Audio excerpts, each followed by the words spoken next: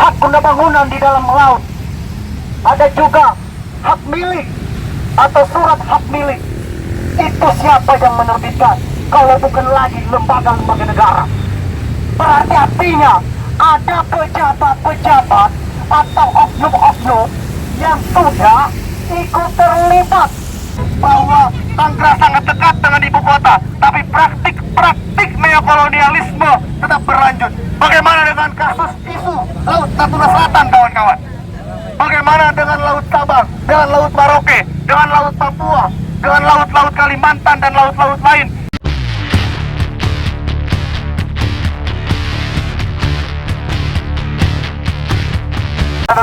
Masih semangat, kawan-kawan. Di sini kita masih berkumpul dan di sini masih kita bertahan, menyuarakan ketidakadilan yang sudah ada di negara Republik Indonesia. Bahwasanya telah adanya juga yang memiliki melalui hak guna bangunan di dalam laut. Ada juga hak milik atau surat hak milik. Itu siapa yang menerbitkan kalau bukan lagi lembaga-lembaga negara? Berarti artinya ada pejabat-pejabat atau oknum-oknum yang sudah ikut terlibat mendorong eksploitasi alam tersebut tetap berlangsung di wilayah Tangerang, teman-teman.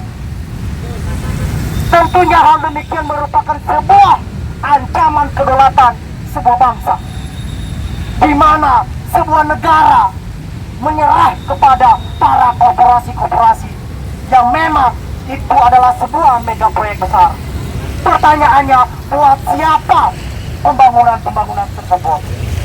Ini adalah sebuah desa kosmopolitan nantinya, teman-teman, di mana di dalam sebuah negara ada negara-negara kecil, ada sebuah pengembang kecil. Dia mampu untuk mengatur bagaimana sistem ekonomi di dalam wilayah tersebut. Di mana hadirnya negara? Apa jadinya kemerdekaan tahun 1945 bila mana alam dan kekayaan Indonesia dikuasai oleh segelintir orang? Bagaimana dengan saudara-saudara kita yang ada di wilayah pesisir Tangerang? Garapan-garapan mereka hilang, nelayan-nelayan di sana hilang. Padahal pejuang-pejuang kemerdekaan itu adalah berawal dari mereka, rakyat-rakyat kecil yang tertindas. Tentunya hal ini tidak kamu pernah kita bicarakan. Hanya satu kata, lawan. Melakukan sebuah perlawanan, ketidakadilan.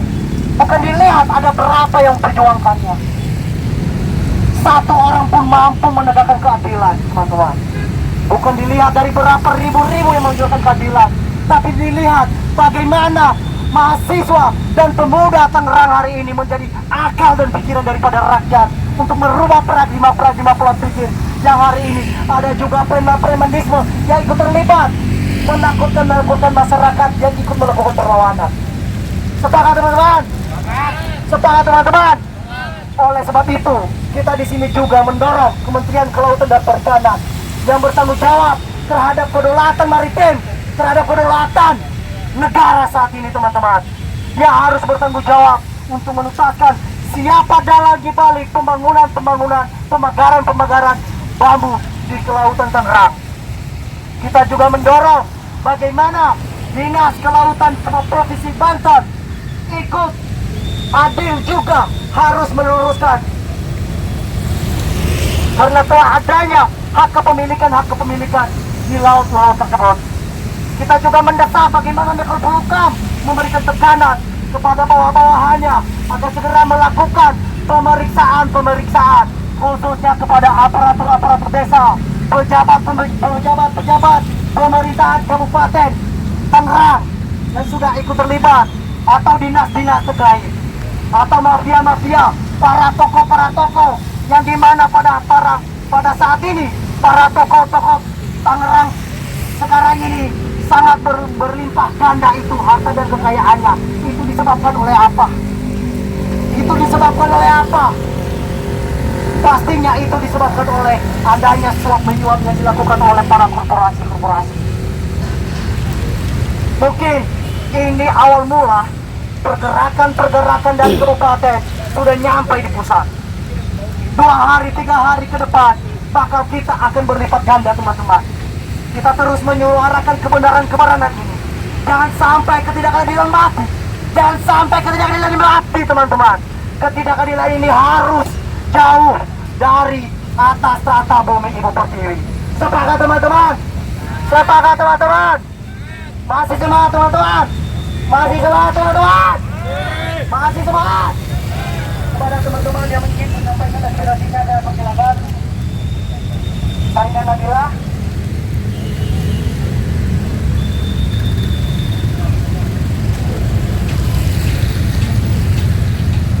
Hujan yang turun tidak akan melumpuhkan api semangat perjuangan kita, kawan-kawan. 94 hari yang lalu, dalam pidato kepresidenan Prabowo saat dia dilantik, dia selalu mengatakan soal swasembada pangan, swasembada pangan, swasembada pangan. Jadi yang selalu dikatakan oleh Presiden terpilih Prabowo Subianto. Beliau selalu mengatakan bahwa ketahanan pangan nasional berkelanjutan adalah sebuah misi yang harus dituntaskan selama 4 tahun dia menjabat sebagai Presiden. Namun faktanya, belum benar 100 tahun Prabowo dilantik sebagai Presiden. Ekonomi biru, zona ekonomi biru, zona tangkap ikan hari ini diobrak-abrik oleh oligarki, kawan-kawan. Zona ekonomi biru hari ini diobrak-abrik oleh oligarki, kawan-kawan. Laut yang seharusnya tanah milik negara dan luas-luasnya dimanfaatkan untuk kepentingan dan kesejahteraan rakyat, hari ini direlakan kepada tangan oligarki, kawan-kawan. Sepakat, kawan-kawan? Itu yang hari ini kita akan suarakan ke Jakarta, kawan-kawan. Agar semua orang tahu, agar seluruh masyarakat tahu bahwa Tangerang sangat dekat dengan ibu kota, tapi praktik neokolonialisme tetap berlanjut. Bagaimana dengan kasus isu Laut Natuna Selatan, kawan-kawan?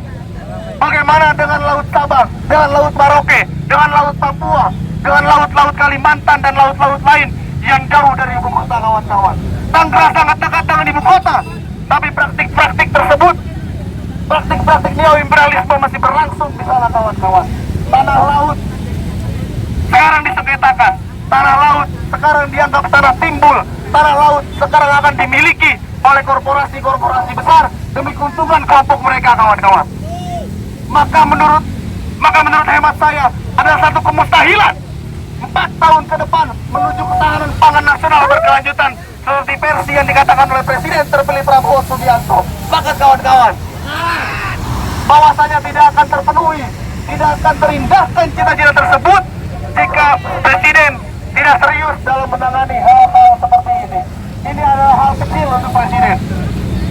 Ini adalah hal kecil untuk intelijen mengetahui siapa pemilik pagar laut tersebut.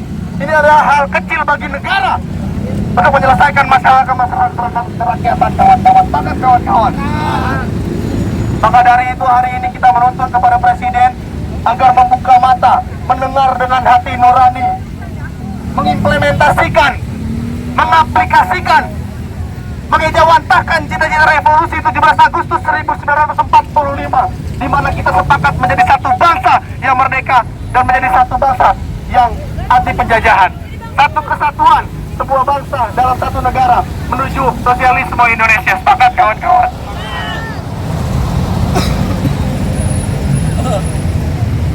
Ditambah kejadian-kejadian yang menjengkelkan, kita tahu ada fakta bahwa Pengadilan Negeri Kota Tangerang pada bulan Juni telah memutuskan terkait legalitas tanah garap yang ada di Laut Desa Kohot sebanyak 168 hektar, kawan-kawan.